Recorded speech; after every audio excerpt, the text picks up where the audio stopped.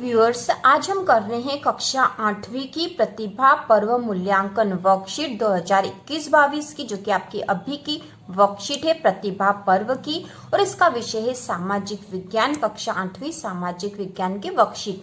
तो इसमें सबसे पहले आपको लिखना अपना विद्यार्थी का नाम, पिता का नाम और फिर शाला का नाम, मतलब आपकी स्कूल का नाम लिखना आपको। और यहाँ लिखनी है कक्षा 8वीं। इसके बाद हम शुरू करते हैं खंड अ। तो यहाँ पे हम खंड अ और ब दोनों ही हल कर लेंगे। तो इसके पहले हमने गणित और अंग्रेजी और संस्कृत की वर्कशीटें हम अपलोड कर चुके हैं। यदि आपने नहीं देखी तो चैनल पर देख सकते हो, और इसी प्रकार के और वीडियो देखने के लिए चैनल को सब्सक्राइब कीजिए। तो सबसे पहला जो खंड अ है, इसमें दे रखे बहुविकल्पी प्रश्न, प्रश्न 1 से 8 तक। निर्देश दे रखे हैं, प्रश्नों को पढ़कर नीचे दिए गए विकल्पों में से सही विकल्प चुनकर लिखिए। प्रत्येक प्रश्न के लिए 1 अंक निर्धारित है। तो इसमें पहला प्रश्न है, पायलट को वायुमंडल की किस परत में हवाई जहाज उड़ाने में सर्वाधिक सुविधा होती है? तो किस परत में सबसे अधिक सुविधा होती है? तो इसका उत्तर आएगा सी, समताप मंडल। तो हम यहाँ आंसर लिखेंगे सी, समताप मंडल। समताप मंडल हमें यहाँ लिखना पड़ेगा, क्योंकि यहाँ पे लिखने का स्थान दे रखा है, इसलिए हमें लिखना है। इसके बाद अगला जो प्रश्न नंबर दूसरा है, पृथ्वी का वह संकीर्ण क्षेत्र जहाँ स्थल, जल और वायु मिलकर जीवन को संभव बनाते हैं कहलाता है। तो क्या कहलाता है? तो यहाँ पे आएगा जैव मंडल। तो यहाँ पे आंसर आएगा बी, जैव मंडल। जैव मंडल इसका आंसर है, हमें यहाँ इसको लिखना है। बाद अगला प्रश्न नंबर तीसरा, इनमें से नदी द्वारा निर्मित स्थलाकृति नहीं है। तो नदी द्वारा निर्मित स्थलाकृति कौन सी नहीं है? ज्वारतमुख, डेल्टा, लोयस या जलप्रपात। तो इसका आंसर आएगा लोयस। तो हम यहाँ उत्तर लिखेंगे सी, लोयस। लोयस इसका आंसर हमें यहाँ लिखना है। इसके बाद अगला प्रश्न नंबर चौथा है, रजिया सुल्तान किसकी बेटी थी? तो यहाँ 4 ऑप्शन दे रखे हैं, कुतुबुद्दीन ऐबक, बलबन, नासिरुद्दीन या इल्तुतमिश। तो इसका आंसर है डी, इल्तुतमिश। हम यहाँ आंसर लिखेंगे डी, इल्तुतमिश। इल्तुतमिश। इसके बाद अगला प्रश्न है, मध्य प्रदेश में निवास करने वाली जनजाति है। तो कौन सी जनजाति जो मध्य प्रदेश में निवास करती है? खोकर, खासी, भील या संथाल। तो इसका आंसर आएगा सी, भील। तो हम यहाँ लिखेंगे सी, भील। इसके बाद अगला प्रश्न नंबर 6 है, जन कल्याण से संबंधित सूचनाओं को जनता तक पहुंचाने के लिए किस प्रकार के विज्ञापन का उपयोग किया जाता है? तो यहाँ 4 ऑप्शन दे रखे हैं, रक्तदान, स्वच्छ भारत अभियान, स्कूल चले हम अभियान, उपयुक्त सभी। तो इसमें आंसर आएगा उपयुक्त सभी, क्योंकि ये सारे ही जन कल्याण से संबंधित सूचनाएं हैं। तो हम यहाँ आंसर लिखेंगे डी, उपयुक्त सभी। उपयुक्त सभी इसका आंसर है।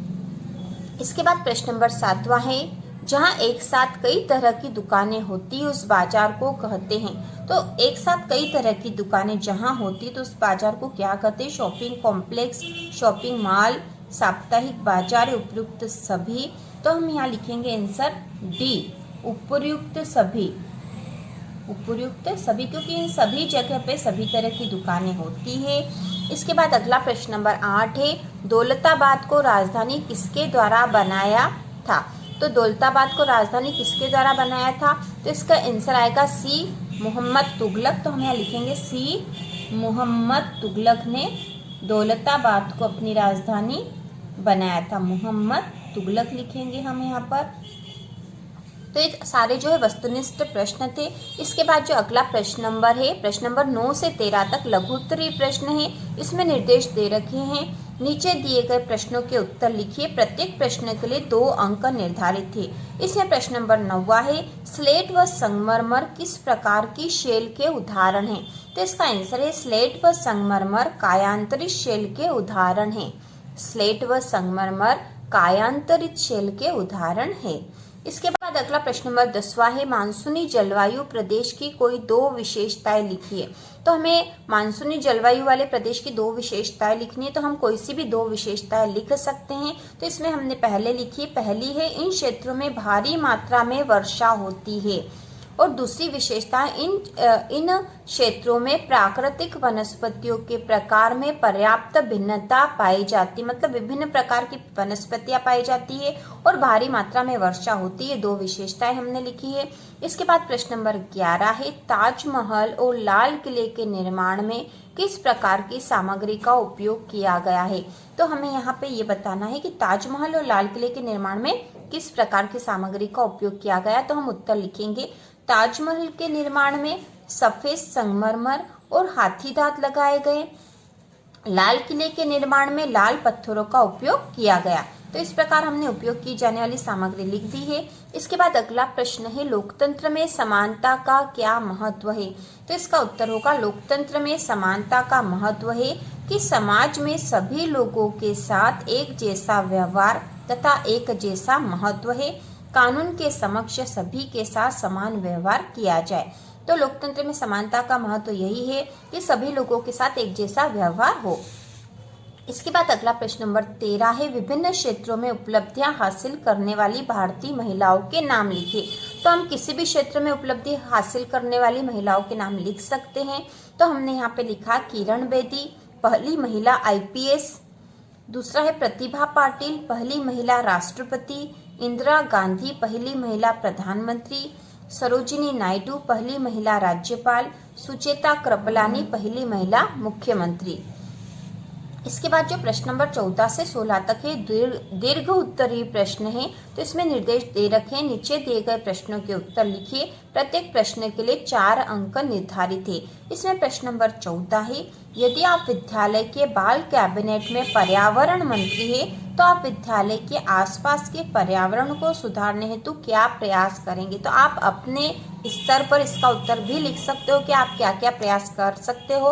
तो इस प्रकार यहाँ पे इसका उत्तर होगा, मैं विद्यालय के आसपास साफ सफाई करवाता, विद्यालय में पौधारोपण करवाता, विद्यालय के पेड़ पौधों की सुरक्षा व उन्हें पानी नियमित रूप से देने के लिए व्यवस्था करता, पानी को व्यर्थ बहने से रोकता और विद्यार्थियों को पर्यावरण का महत्व बताता। यदि आप पर्यावरण मंत्री होते विद्यालय की बाल कैबिनेट के तो आप ये प्रयास करते। तो यहाँ पर आपको इस तरह के उत्तर लिखना है।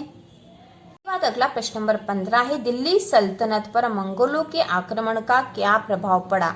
तो इसका उत्तर होगा, तो इसके 3 पॉइंट हैं। पहला है, मंगोल आक्रमण से राज्य की सुरक्षा के लिए दिल्ली की सल्तनत को एक विशाल सेना रखनी पड़ी। जब मंगोलों का आक्रमण होने की चिंता हुई तो दिल्ली की सल्तनत को सुरक्षा के लिए एक विशाल सेना रखनी पड़ी।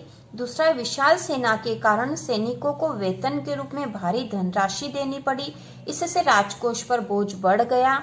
और तीसरा है, सुल्तानों को अपनी सीमावर्ती चौकियों को मजबूत बनाना पड़ा। तो ये 3 प्रभाव पड़े थे। इसके बाद अगला प्रश्न नंबर 16 है, ऑनलाइन बाजार की प्रमुख विशेषताएं लिखिए। तो इसका उत्तर होगा, ऑनलाइन बाजार से हम घर बैठे बैठे ही अपनी पसंद की वस्तु खरीद सकते हैं। दूसरा है, ऑनलाइन बाजार में वस्तु खरीदने के बाद पसंद न आने पर आसानी से वापस भी कर सकते हैं। तीसरा है, ऑनलाइन बाजार से समय की बचत होती है। और चौथा पॉइंट है, ऑनलाइन बाजार में विभिन्न प्रकार की वस्तुओं को तुलना करके खरीद सकते हैं। तो इस प्रकार इसका आंसर है ऑनलाइन बाजार की प्रमुख विशेषता है। तो इस प्रकार कक्षा 8वीं का सामाजिक विज्ञान का पूरा पेपर हल हो गया है। तो इसी प्रकार के और वीडियो देखने के लिए कक्षा 8वीं और 9वीं की तैयारी के लिए चैनल को सब्सक्राइब कीजिए।